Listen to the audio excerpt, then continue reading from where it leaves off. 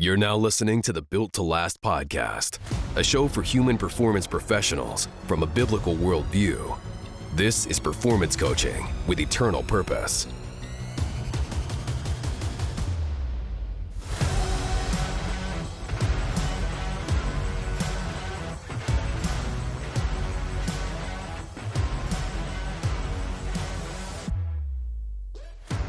We are glad to have you with us once again. My name is Justin Bentavania, and today I am joined by Kyle Morris, who is a strength coach within the special operations community. And Coach, appreciate you coming on the show today.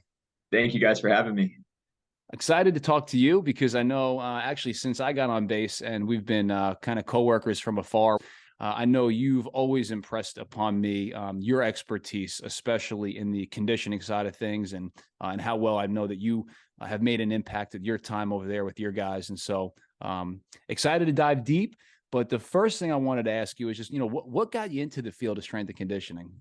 Well, it was actually getting cut from my team in college. So I went to Palm Beach Atlantic University down in South Florida, and I got cut from a baseball team. And me and another guy that got cut, we had to be around the game. Had to find a way, and so we are luckily and fortunate enough to have the Marlins and Cardinals, both spring trainings facilities are right there. And so I started helping out in their clubhouse during spring training, and kind of got introduced to it. I didn't even know it was a field, to be honest. And then I got introduced to that, and seeing the strength coaches operate, and introduce myself to them. And for the next few years, we're able to observe them, and that's really how I got into the field, because it was actually a psych major, and exercise science was my minor. And then about halfway through, definitely wanted to shift focuses more for the strength and performance side. So for the listeners who don't know you very well, what would be a little bit of your career track and some of the stops you've made on your journey? Yeah, so I've been up here. I think I got up here just before you did. You got in this area in January, right? Yeah, so I got here in the fall of 2020. Prior to that, I was with the Miami Marlins Organization. And then prior to that, I was a little over 2 years with the Florida Panthers within the hockey ranks. Before the Panthers, I was almost 3 years at IMG Academy, working football, track, and baseball there. Right before there, I was right out of grad school and right out of a position, with the St. Louis Cardinals after grad school. I went to LSU as an intern with football and baseball. And then, like I said, did grad school at Nova Southeastern University, was a GA there. And then other places of intern have been Florida International and IMG right out of undergrad there. So wow. And dude, that's a pretty impressive career track, because not many people just jump right into professional sports basically after an internship and a stint at IMG. So that's pretty impressive, man. It was fun. It's fun. It's a blessing to make all those connections and kind of make it work, and see where it's led me so far. Yeah.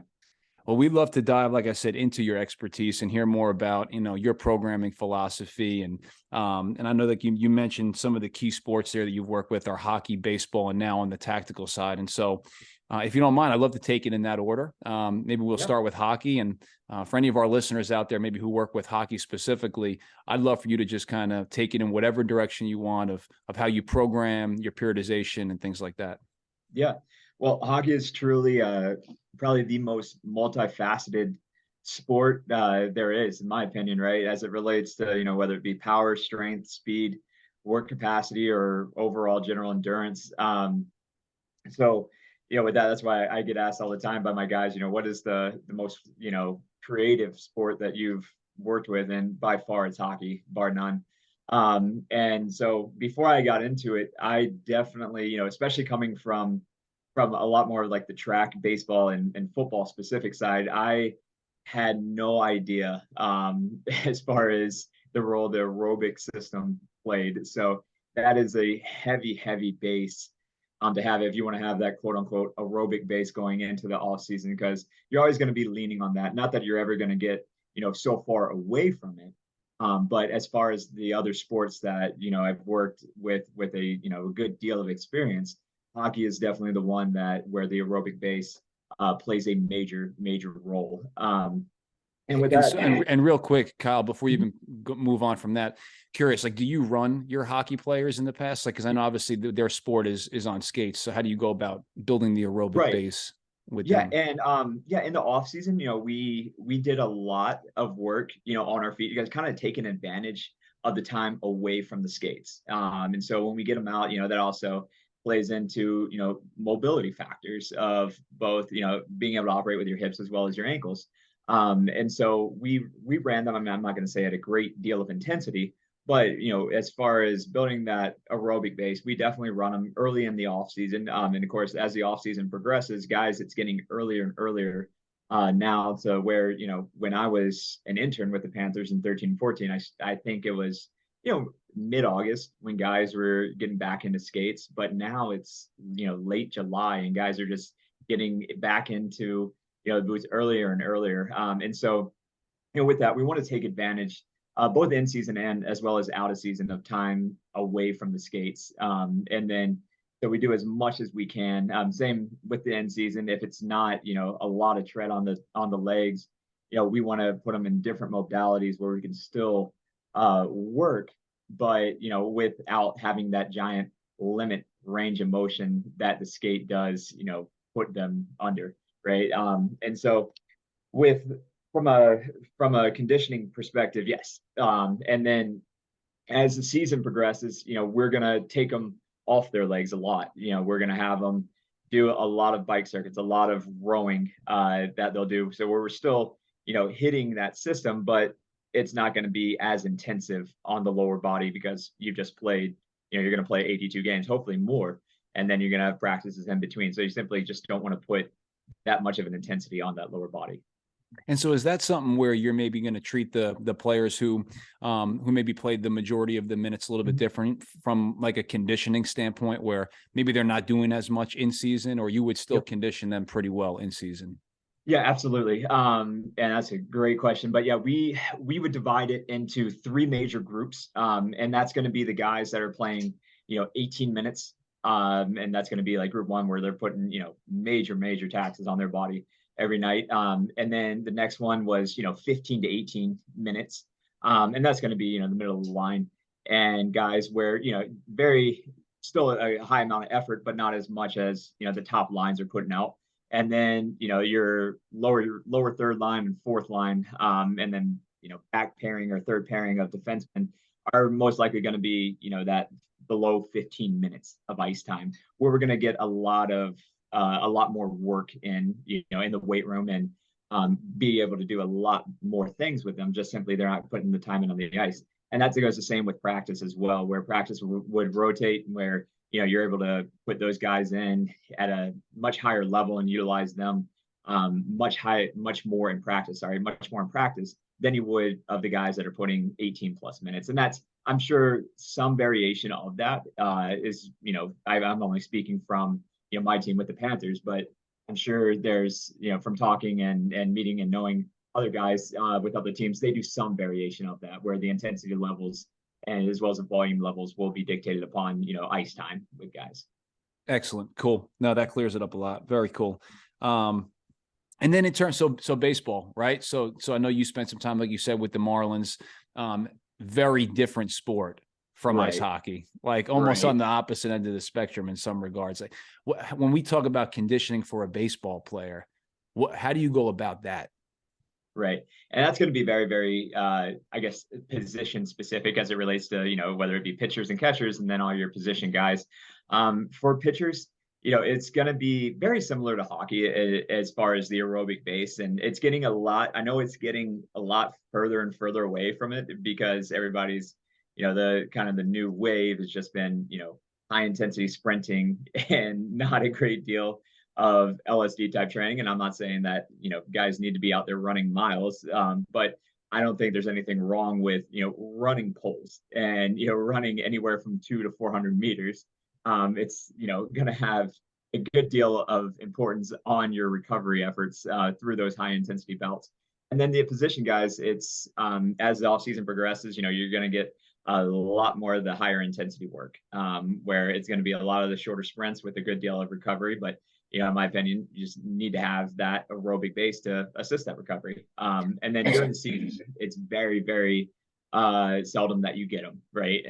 So you're putting in, MLB guys, it's 162 and, in the 120s or, whatever it is now for the minor leagues where, we got, I think, 2 days to work with them as far as sprint, whether that be, mechanics or just overall sprint, powerful bouts. But yeah, it's very, very seldom where you get guys, especially at that level, to put that high of intensity when they're just coming off of, 3 games in 2 days and you're traveling on the road to Port St. Lucie in the morning. So Yeah, that's a lot. The baseball season is just so demanding. I mean, that's just, I think, one of the most of all professional sports. I mean, it's a lot of games. Yeah. So with that being said, right, so you mentioned as the season progresses, you'll do more of the high intensity stuff with him. Are you talking like in season, or you're saying getting closer to the season? Getting closer. Yeah. In the off Gotcha. season. Gotcha. In the off season. Okay. In the off season. Yep. And then, so if you have a baseball player, right, who is looking to train with you and they want to improve their conditioning, do you look at it? How do you separate it from more of a speed emphasis for like base running, things like that, like maybe fielding a ball if you're an outfielder, versus conditioning from like an energy system development perspective? I think it's really determining, or the determining factors where you're going to be at in the off season, right? So if we get, somebody who's 2 or 3 months away from participating in the season, then you're going to have a little bit more time to kind of develop that aerobic base or get a little bit more work capacity input. However, if they're 6 weeks out, or a month, 4 weeks, 6 weeks out, whatever it may be, you're going to need to do a lot more of the higher intensity because you just don't want something foreign to be at place when it comes into playing in a season. So you don't want a high demand sprint, a high CNS output sprint to be there and it be completely foreign to them. So it all depends on where they are in their off season. Do I think it's important? Yes, but having a high level of work capacity. However, I just wouldn't want somebody to go in there and feel like unprepared to do something at their maximal level, like a maximal power output level. Before we shift over to the tactical side of things, I guess one other question I wanted to ask you in regards to baseball and hockey. Do you have like measures of success? Like, is there something you do you use to measure fitness in either of those sports, whether it's a standardized test or something like that? Well, with both, we were very big on, and I feel like it's as far as performance testing, both of those sports were very big on RSI. So, you get your baseline, whether it be, in baseball, we did both a vertical as well as a broad jump. Hockey, we did a vertical jump and we did a med ball throw. And we would do it like a bite power output with that, whether it be a Wingate test or a 10-second, power output test, depending on, what we did throughout those years. Baseball, we did, a lot more of the sprint work, whether it be 60-yard dash or a first to third sprint. But the standardized one that I would say was an RSI assessment. That way, just working on the pro level, we're not going to be able to, require maximal output from millionaires. And that's not going to be on the ice or on the field, but getting an overall assessment of how well they can receive and then reproduce that force.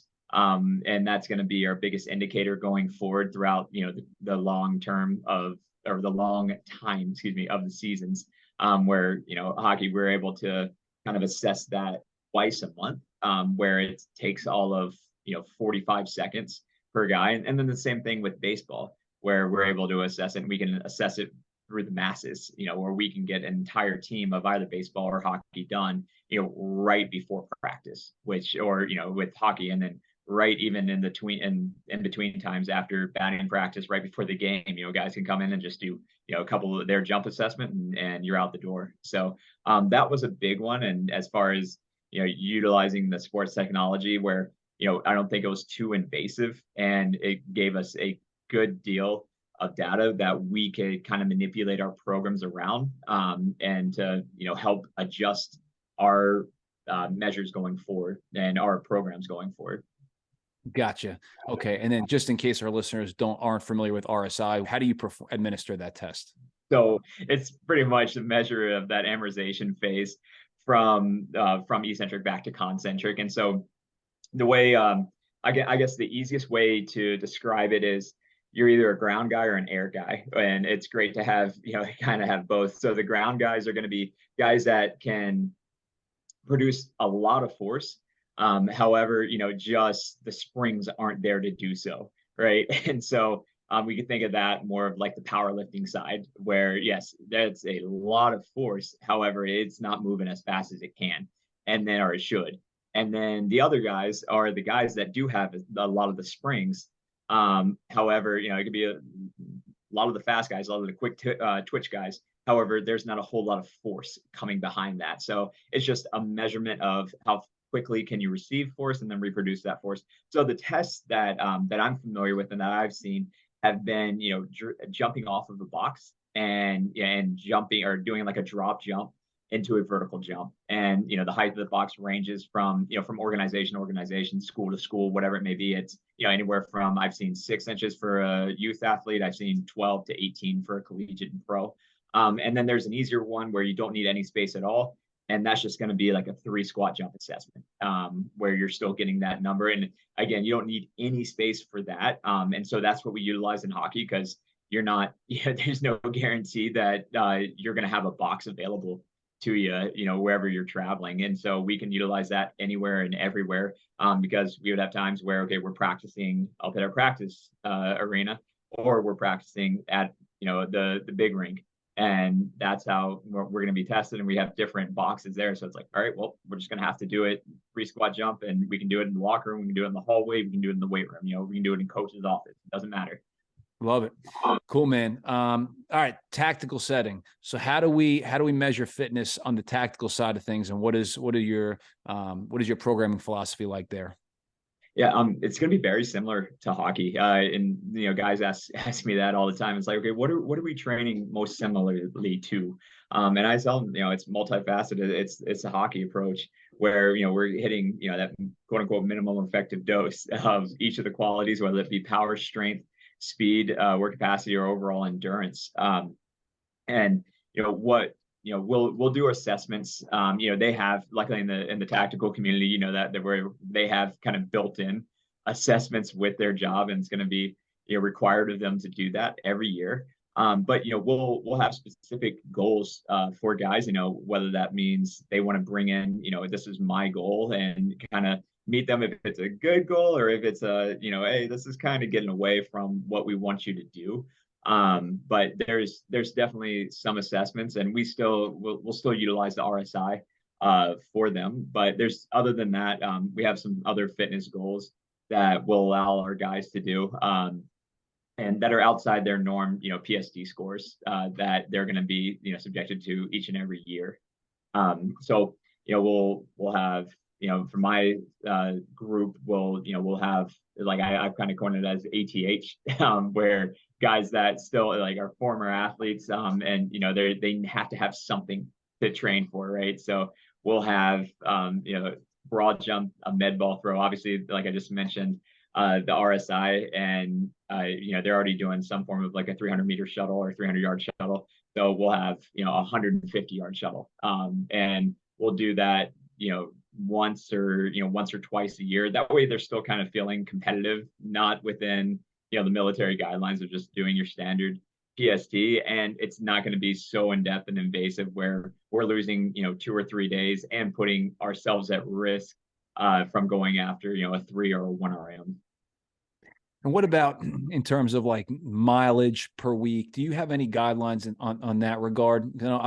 You can look at a cross country runner who's going to run 100 miles a week, right, versus someone who is in the special operations setting. They don't need to be maybe running that kind of mileage. Do you have guidelines that you work within for prescribing volume and intensity?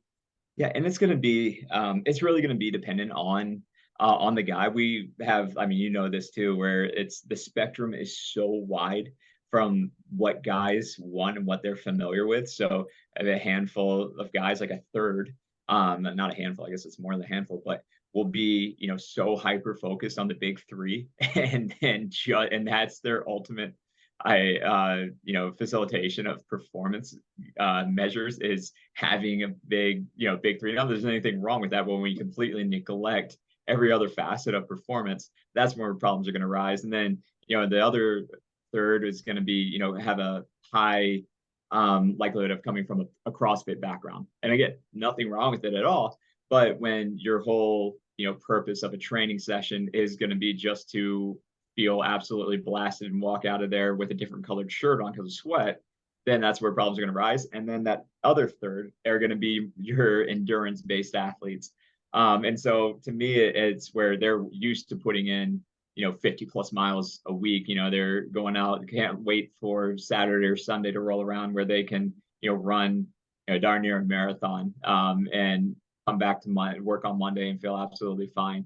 So to me, it's really trying to find that balance within the group, and whether that be, okay, hey, this is, we need a little bit more of our conditioning or our aerobic work if we are just chasing, 1 RMs and 3 RMs. Hey, we've completely neglected that.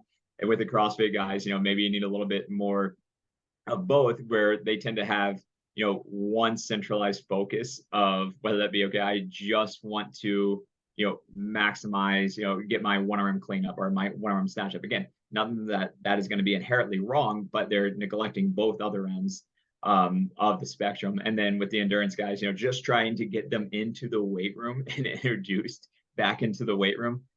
Just so, it's all fine and dandy when you're 25 to 30 years old, but there's going to be a point in time, Father Time's undefeated, and especially all the work that they're doing with their job alone, where you're going to be breaking down, right? And so being able to educate them, and we're tremendously blessed to have a great staff that we're able to do that with. But just to have, like we talked about, like, with our weeks where we kind of just show what our capabilities are and what our jobs are with our department, where we're able to add that educational piece, so we can kind of, go gear towards, whether it be endurance, whether it be a CrossFit, or whether that be, a powerlifting based athlete, or, whatever they like, truly educate them on, different components as it relates to performance as well as longevity. Yeah, you look at, a soccer team, right? They're all kind of hitting around a similar volume there on the session. You look at a lacrosse team, they're kind of all hitting the similar type of volume and intensity on the session. But yeah, within the military, I mean, people they're just so many different shapes and sizes, so many different backgrounds, so many different preferences. And it was unique for me as well, getting into this side of the profession, where I definitely had to change my philosophy and my programming style of it is so much more custom for the person. Right. That's a great point, man. Here's another one for you. So I know you mentioned with the PST scores and things that they have to, boxes they have to check for the assessments that they have within their different units. Let's say you have, something like a 2, 3, 4 mile run test. How much carryover do you think there is from things you mentioned with hockey, baseball? You mentioned the rowers, the assault bikes, things that's more cross training based versus actually getting out and doing road work and hitting the track and running. Where do you think the carryover is there? I think that you still, like, especially if you're running, you're still going to need to hit the pavement. I don't think bioenergetically, like, a lot of things cross over like we think they do. Prime example would be, Lance Armstrong, right? When he ran the New York Marathon and he placed like 868. And I'm not saying that he was like absolutely trained, but, we're talking about one of the great, if not the greatest, endurance athletes of our lifetime, and probably in the past 4 or 5 centuries, going back. And so, drugs or no drugs, it's, and so I truly think that, I'm not saying you have to be pounding the pavement each and every day, but just like going back to what we said with baseball, there has to be a point of familiarity with that, where there's not going to be as great as of a crossover as we might think. And it'll be, dependent upon each and every individual, but you just can't have something to be so foreign to you. And, when you get out there to do whatever the race is or whatever the time to run is, it's going to be at a much higher intensity than what you think. And so it just cannot be as foreign to you. So, I put our guys in there, whether it be 3 times a week, running, and especially if they have a goal in mind, or if they have something coming up that is going to be timed. And then other than that, at least twice per week that they're going to need to do some form of running. And that's just my personal philosophy, unless barring an injury and obviously intensity and volume dependent. And then with other than that, we've talked about before where we're still hitting, any of those three energy systems with other modalities. But as it relates to your question, like I don't know how you feel about that, but it cannot be foreign to them when they're going out to do that. Yeah, completely agree. Cool, man. Well, hey, I want to close out the episode with some lessons that you've learned along the way on your journey.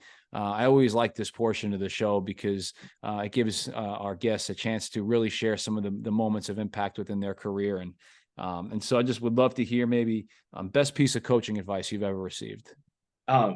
Mine was from my boss, my former boss, still one of the best mentors I've ever had, is Kevin Barr. He was with the Marlins. He was prior to that, he was with the Rays. And that was, I always chase better management, not necessarily money. And that rings true, to a lot of things. And it's not just having that work-to-life balance, but it's finding a team, or finding, whether it be an organization, a front office, an athletic director that values, strength and performance or sports performance. Money is great, but when you have to sell yourself or have to sell your soul just to get that, and your schedule, your work to life balance, everything else goes out the window, and they don't value your department as a whole, and they turn around and you're going to be replaced within 12 hours, then, really and truly, was it worth it? So that was, that's something that, he told me way back in, I think 2016, 2015, where, you want to chase, when you make a transition or you make a change in a job, always look at the management structure. Look at who's answering, who you answer to, and how many links goes up to wherever the person is making the ultimate decision. And so that's something that I've definitely tried to keep in mind, because there's been jobs that I've turned to or turned away from that might have been higher paying. However, I studied up, or, had an inside source or some sort of contact with that position to know that it's not all what it seems. Sure, financially it might be great, but, I wouldn't be as happy as I am right now. How about you? But wow, throwing it back on me. That's good. Yeah, my biggest mentor told me back when I was volunteering, Jimmy Prendergast. He's actually coaching on the tactical side now as well. But he told me early in my career, don't try and do it the Jimmy way. He said, do it the Justin way. And at that time, that made a huge impact on me because I was so impressed with the way he coached. And as a mentor, I felt like he was always the older brother I never had. I would look at the respect the athletes gave him. And I was like, man, I want to be just like Coach Jimmy. And I remember when he told me that, it rang really true for me, because I think you're never going to be the best copycat. You know what I mean? Like, just right. You got to be true to yourself. I think the athletes, the operators, I think they see through that, if you're not being absolutely. yourself.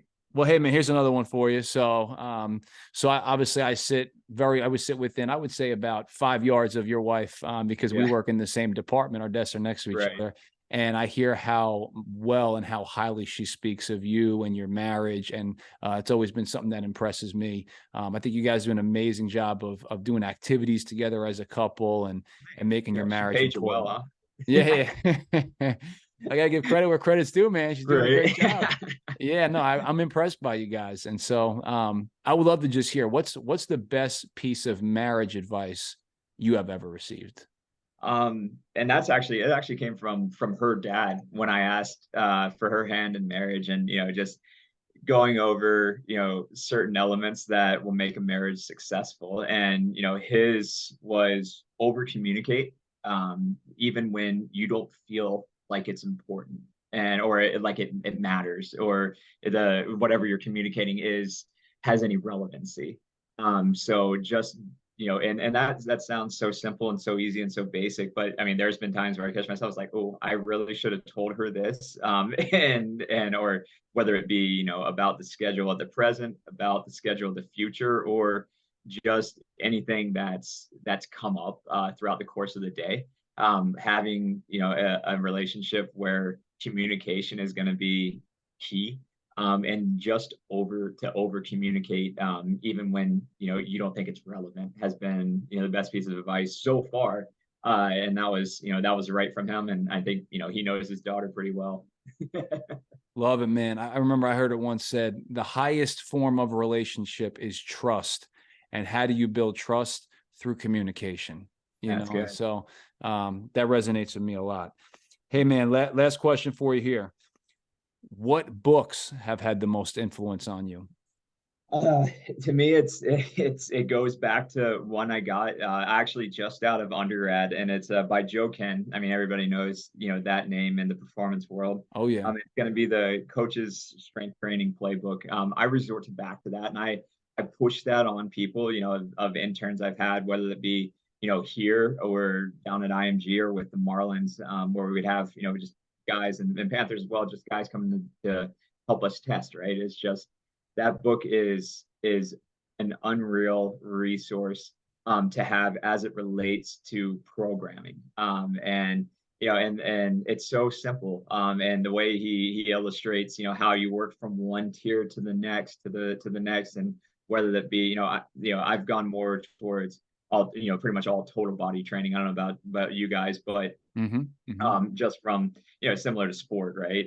Where I think that's kind of where everybody's taking it, is definitely going to be the total body. But even if you decided to go to a split body, and then how he takes you from tier to tier as far as CNS demands, and like I showed you, kind of the chart I use, that's directly stolen from that methodology. So that book probably has made more of an impact in my career than any I've ever read. And then going on the other side, as far as a faith-based book, it's called Telling God's Story, and it was actually a professor I had at Palm Beach Atlantic, named Prabin Vong, and I believe he's still at Baylor now, and that just it goes all the way through each and every covenant throughout, and just goes through the timeline of all of them. And you don't it touches on the Old Testament. I don't feel like I know a whole lot. I need to study more on the Old Testament,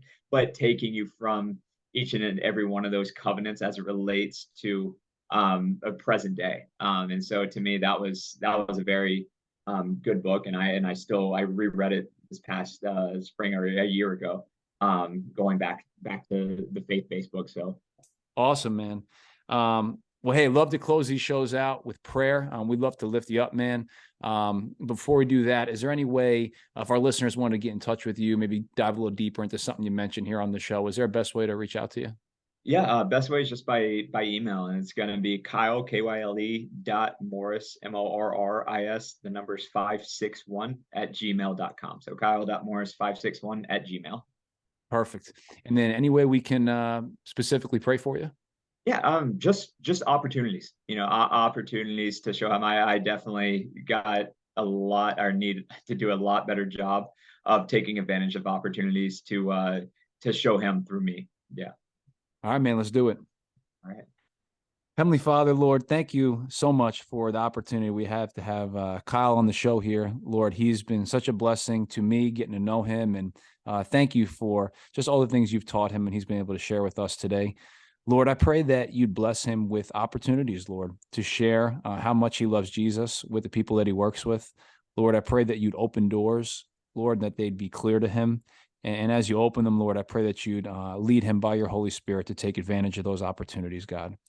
We know that you're the one that provides us with everything we need, and we fully trust and know that you'll provide Kyle in those moments to do what you've made him to do, Lord, to know you and make you known.